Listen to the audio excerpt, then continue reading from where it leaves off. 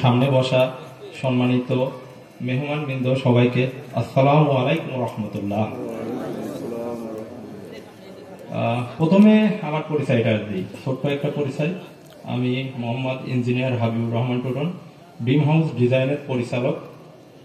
আর আছি আপনাদের মহল্লারই সন্তান।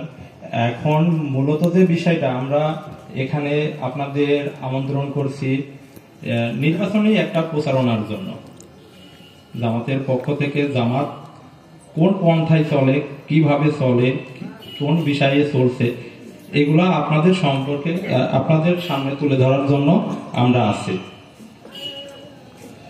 মূলত জামাতকে নিয়ে এক শ্রেণীর মানুষ একটা বহুল বিভ্রান্ত সৃষ্টি করছে। তার প্রধান কারণটা হয়ে দাঁড়াইছে এলাকার পরিবেশ এবং শিক্ষার হার। সর্বপ্রথম শিক্ষার হার যে এলাকাতে কম এবং এলাকার পরিবেশ নিম্ন শ্রেণীর আছে, সেখানেই আমাদের বিগত সরকার এবং বিগত সামনে যারা বিরোধী দল ছিল তারাই কিন্তু টার্গেট নেছে এবং এদেরকে সেই সমাজগুলোকেই টার্গেট নিয়ে এরা নির্বাচনের প্রচারণা, মানুষকে ভয় ভীতি দেখিয়ে আগিয়ে চলছে।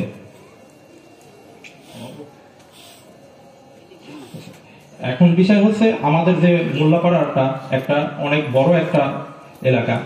এখানে সব থেকে বড় যে সমস্যাটা হচ্ছে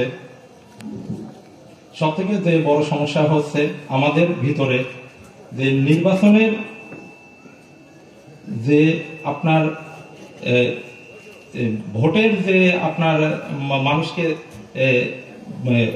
শ্রেণী ভাগ করা, কাকে দেবে কাকে ভোট না দেবে, এই জিনিসগুলা থেকে অনেক পিছাই আছে।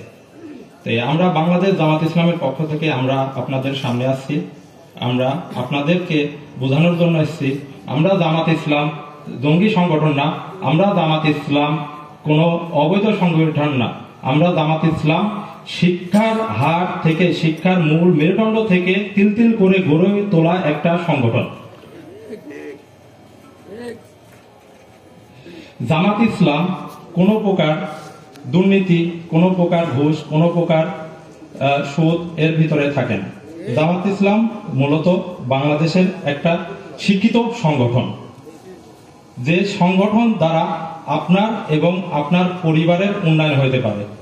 যেমন একটা ফ্যামিলিতে যদি আপনার মাথা পিছু যদি তার মূল যে তার পিতা কিংবা যে পরিচালক সে যদি দুর্বল থাকে, যেমন পুরা পরিবারটাই নষ্ট হয়ে যাবে, তেমন একটা রাষ্ট্র যদি একটা সুদখোর, একটা দুর্নীতিগ্রস্ত লোক থাকে, তাহলে দেশটাও ধ্বংস হয়ে যাবে।